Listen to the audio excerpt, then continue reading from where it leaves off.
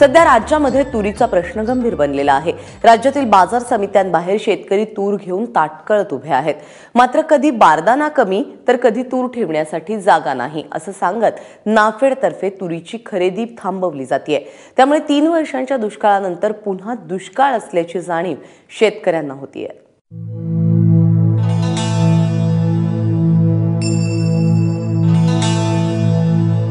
रखरखत ऊन, एका रांगेत उभ्या असलेल्या या गाड्या, उघड्यावर पडलेली पोती आणि बाजार समितीच्या गेटकडे डोळे लावून बसलेला बळीराजा। गेल्या 15 दिवसांपासून हाच क्रम सुरू आहे। फक्त दिवस पलटतायत। तुरीची खरेदी कधी होणार हा एकच प्रश्न यांना सतावतोय।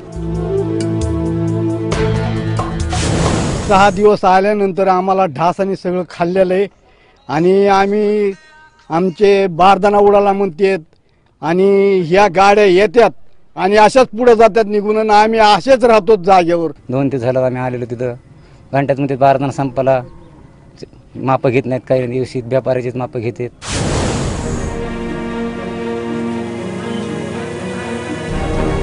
तीन वर्षांच्या दुष्काळानंतर आलेला हा बाजारातला दुष्काळ आणखी भयानक वाटतोय।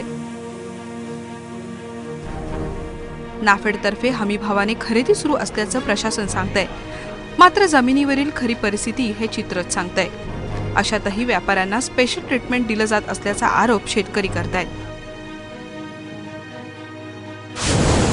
घाण पाणी, बैल पाणी पित नाहीत, काय नाहीत।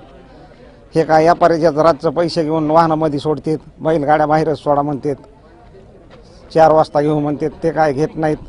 पुन्हा बारदाना सुरू करतात 1 दिवस की पुन्हा बारदाना उडाला म्हणतात की पुन्हा 8 दिवस काय बारदाना आणत नाहीत, काय नाहीत।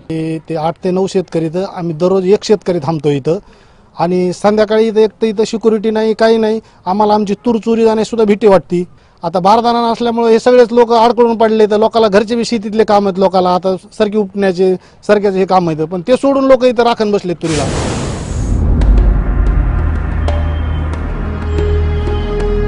बारदाना संपल्याचं, तूर ठेवण्यासाठी जागा नसल्याचं कारण देत तुरीची खरेदी रखडवली जाते। आधी शेतात जपलेल्या तुरीची राखण रात्रभर जागून करावी लागते, तर रोजचा खर्च वाढत असल्याने काही शेतकरी तुरीसह गावाकडे परतत आहेत। किती दिवस झाले पोत्याचे पूर्ण? यात 8 दिवस झाले, 8-10 दिवस, कुणाला 8 दिवस झाले, कुणाला 6 दिवस झाले, कुणाला 10 दिवस झाले। कधी तुम्ही ते करणार म्हणजे चालू हा वेअरहाऊसला जर हा माल लवकर गेला, लवकर म्हणजे कधी? नाही त्यांच्याकडून त्यांनी जागा उपलब्ध करून दिली डीएमओनं की आम्ही लगेच 2-3 ट्रक लावून माल इथून हलवतो। जागा डीएमओने सांगितलं किंवा शेलूला न्या वेअरहाऊसला, तर हे म्हणजे आमचे भाडं कोण देणार? 120 किलोमीटरच फक्त आहे, त्याच्या पुढचं काय हे करणार? हे शेतकऱ्याचं उत्पन्न दुप्पट करायला निघालेल्या नरेंद्र मोदी सरकारनं यावर्षी तुरीचं उत्पादन घेणाऱ्या शेतकऱ्याच्या मुस्कडात मारलेली।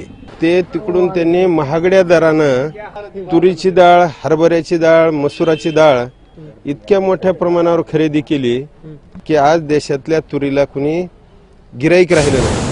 मराठवाड्यात सगळीकडे सध्या तुरीची मोठ्या प्रमाणामध्ये आवक सुरू आहे आणि सगळ्यात महत्त्वाचं म्हणजे ही जी तूर शासकीय खरेदी केंद्रावर खरेदी केली जाते, अशा प्रकारे त्याची थप्पी सगळीकडेच पाहायला मिळते।